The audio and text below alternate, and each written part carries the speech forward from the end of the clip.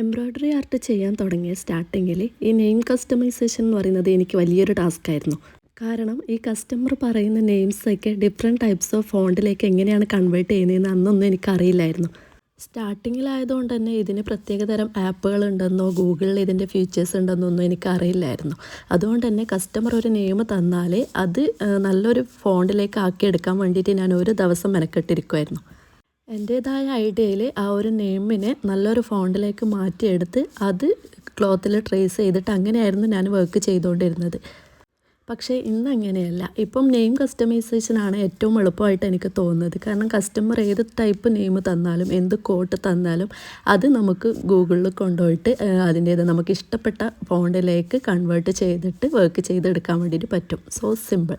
ഇപ്പം ഇതുപോലുള്ള സിംഗിൾ ആയിക്കോട്ടെ കപ്പിൾസ് നെയിം ആയിക്കോട്ടെ ഓർഡേഴ്സൊക്കെ വന്നാൽ എനിക്ക് എടുക്കാൻ വേണ്ടിയിട്ട് ഭയങ്കര ഇൻട്രസ്റ്റാണ്. കാരണം ഡിഫറെൻറ്റ് ടൈപ്സ് ഓഫ് ഫോൺസ് നമുക്ക് അവൈലബിൾ ആണ്. അതിലേക്ക് കൺവേർട്ട് ചെയ്തിട്ട് നമുക്ക് ഇഷ്ടമുള്ളൊരു ഫോണ്ട് സെലക്ട് ചെയ്തിട്ട് വർക്ക് ചെയ്യാൻ വേണ്ടിയിട്ട് പറ്റും.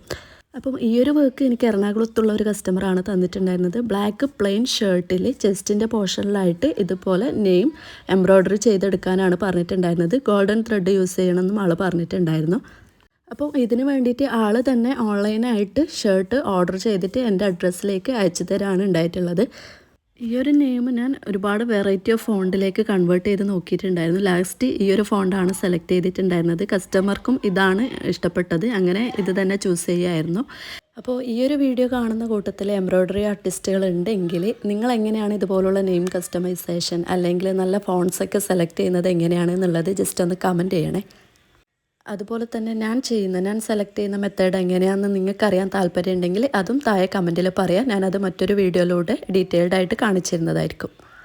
അപ്പം ഇതുപോലുള്ള കസ്റ്റമൈസേഷൻ വർക്കുകൾ എന്തെങ്കിലും നിങ്ങൾക്ക് ചെയ്യാൻ താല്പര്യം ഉണ്ടെങ്കിൽ ആര്യ വർക്ക് അല്ലെങ്കിൽ എംബ്രോയ്ഡറി ഡ്രസ് കസ്റ്റമൈസേഷൻ എന്തെങ്കിലും ഓർഡേഴ്സ് തരാൻ താല്പര്യം ഉണ്ടെങ്കിൽ താഴെ ഞാൻ കൊടുത്തിട്ടുള്ള നമ്പറിൽ കോൺടാക്റ്റ് ചെയ്യാവുന്നതാണ്. അപ്പോൾ നമ്മുടെ വർക്കിൻ്റെ ഫൈനലൊക്കെ എങ്ങനെയാണ് വരുന്നത്. ഇതിൽ ആ ഒരു നെയിമിൻ്റെ എൻഡിലായിട്ട് കൊടുത്തിട്ടുള്ള ഒരു ഹാർട്ട് എന്താണ് ഈ ഒരു ഷേപ്പിൽ കിടക്കുന്നതെന്ന് ചിന്തിക്കേണ്ട. കാരണം അതിൻ്റെ ആ ഒരു ഭാഗത്തായിട്ട് ചെറിയൊരു സ്ട്രക്ചർ ഹോള് പോലെ വരുന്നൊരു സ്ട്രക്ചർ വരുന്നുണ്ട്. അപ്പം അതുകൊണ്ട് തന്നെ അവിടെ കറക്റ്റായ ഷേപ്പിൽ ഹാർട്ട് സ്റ്റിച്ച് ചെയ്തെടുക്കാൻ വേണ്ടിയിട്ട് പറ്റുന്നില്ല.